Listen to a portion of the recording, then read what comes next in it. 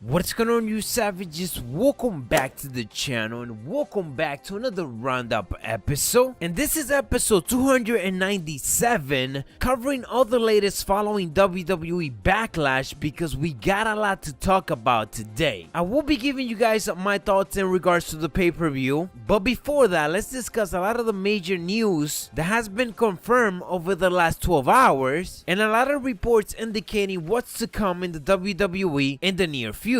And to start off, in the very near future, we got the Money in the Bank pay-per-view, which is the next pay-per-view for WWE, and it is coming towards the middle of next month, so WWE is gonna have a lot of time to build for that pay-per-view. We're even already getting qualifying matches for the Money in the Bank, and just over the last couple of hours, we got some very interesting reports in regards to the fact that we could be getting 3 Money in the Bank matches in this year's pay-per-view, which will of course be a first time ever. So the pay-per-view is just over a month away and WWE might have a lot of action to plan out. According to advertising that has surfaced for the annual show, there seems to be 3 Money in the Bank briefcase featured in that advertisement. This obviously gives us a pretty good clue that fans could be looking forward to 3 multi-person ladder matches. These matches are likely going to include one each for the men of Raw and SmackDown, with another split brand match for the woman. I also want to point out that the actual advertisement of it features a red briefcase, a blue briefcase, and the white briefcase, which is for whoever wins the women's Money in the Bank. So we could be getting one for Raw, the other one for SmackDown, to challenge for the WWE or the Universal Championship, and one for the females that is half and half. There's also rumors indicating that we could be getting a tag team Money in the Bank that will of course be brand split. So as you guys can see, the specific details we don't necessarily know, but based off advertisement and all the reports that we are getting, it is very likely that we could get 3 Money in the Bank matches in this year's pay-per-view, and basically moving forward every other year as well. I am recording this before Monday Night Raw and also SmackDown Live this week, so chances are that they will actually tell us exactly what's going to be happening at the event. So I will of course keep you guys fully up to date. Moving on to some other confirmed news, and this is actually coming out of Backlash last night, as Alexa Bliss and Nia Jax had a match for the Women's Championship, and Alexa Bliss certainly didn't look so good in that match. Well, WWE confirmed that Alexa Bliss actually suffered a shoulder injury during that match, which is believed to have happened when Nia Jax was throwing her around from one side of the ring to the next, which if you guys were paying attention, that actually happened a bunch of time. Nia Jax threw Alexa Bliss from one side to the ring at least 10 times throughout the whole match, so she was taking a lot of bumps. Nonetheless, WWE released a statement indicating that Alexa Bliss did suffer a shoulder injury and that she was going to get herself checked out. And another update in regards to this is the fact that Alexa Bliss was actually part of the Carpool Karaoke WWE Network show that is currently being filmed, and she looked to be doing okay on a clip that was shown by Braun Strowman. You can't really see if she is injured or not, but this could be a good indication that maybe her injury wasn't actually that serious. Moving on to some other quick news, New Japan Pro Wrestling has announced that both Chris Jericho and Rey Mysterio will be appearing at the upcoming Dominion event on June 9. Chris Jericho will of course be going against Naito, while Rey Mysterio's role has not been confirmed yet. So it looks like we won't be getting these 2 legends back with the WWE anytime soon. But maybe as we head into SummerSlam on August, we get to start hearing about them hopefully returning to WWE. Regardless though, it's gonna be pretty cool to see them at New Japan Pro Wrestling Dominion, so I'm excited to see it. Moving on to some other news, and this is in regards to Monday Night Raw tonight, if you are watching this before the event of course. So PW Insider reports that Jason Jordan is scheduled to return on Monday Night Raw tonight in Long Island, New York. It should be interesting to see what they're going to do with him, but as we covered before, he was scheduled to face Seth Rollins and they were scheduled to have a long feud heading into WrestleMania. So if they're going to be doing that now that he's back, I guess the same thing apply, and instead they will more than than likely have a feud heading into SummerSlam. And before discussing Backlash, the last confirmed news that I got for you guys is in regards to WWE signing 2 more UFC fighters. So WWE announced today that they have signed UFC fighters Maria and Duke to WWE developmental deals, and they will now be headed to the WWE Performance Center to start their career in pro wrestling. So basically, MMA's 4 horsewomen have officially all signed with WWE. In the near future, we could very well be seeing the 4 horsewomen of MMA going against the 4 horsewomen of the WWE. At this point, it is certain that it will happen, and kind of crazy to see that WWE actually signed all of them, not just Shayna Baszler and Ronda Rousey. And now moving on my thoughts about Backlash, which in my opinion right off the bat, I think that it was the worst pay-per-view of 2017. It was actually the worst pay-per-view in recent memory. I don't want to tell you guys that AJ Styles versus Nakamura should have main evented, because honestly, they should have main event the night. And I want to start off with that because a lot of people's excuse seems to be that WWE knew the finish of the match, so they didn't want to have that double count be what ended the night by having that match as the main event. Well, the way I see it is that WWE knew the finish, so if they knew the finish wasn't good enough to be the main event, why in the world didn't they just change it to make it better? It's that simple, guys. The only reason why I wanted Shinsuke Nakamura and AJ Styles to be the main event of the night is because that match actually was for the WWE Championship, so it was for something, unlike Samoa Joe versus Roman Reigns, which didn't have any implications in it. I'm all for it, Samoa Joe being in the main event. I'm all for it, Roman Reigns being in the main event as well. But when the WWE Championship is on the line, that automatically makes it more important than any other match that doesn't have any implications in it. And I'm hoping that WWE realized that. There's some reports indicating that Vince McMahon is furious at the fact that a lot of fans actually ended up walking out during the main event, Samoa Joe versus Roman Reigns. WWE is actually getting a lot of negative feedbacks because of what they did by not having the WWE Championship go last. It's being picked up by a lot of news outlets and just basically indicating how this devalues the WWE Championship, which in my opinion is true. The amount of pictures that were all over Twitter yesterday during the main event, and even videos just showing of people walking out literally when the main event was just starting. We were getting chants that even I myself hate. We were getting CM Punk chants. We were getting beat the traffic chant, which if you don't know what that means, last night's show was in New Jersey, but it was about 20 minutes away from New York, and if you ever make the drive from New Jersey to New York, the traffic is crazy. So that is basically why they were chanting beat the traffic during the main event. And it is certainly a sad situation because Samoa Joe and Roman Reigns, like I said, they are main event players. There's not an issue with them being in the main event. The issue was basically the fact that the WWE Championship or nothing else was on the line in that match. So instead, they should have had the other match be the main event. In regards to match of the night, and a shout out to Tyson Kidd because he was the one who produced the best match of the night, which was The Miz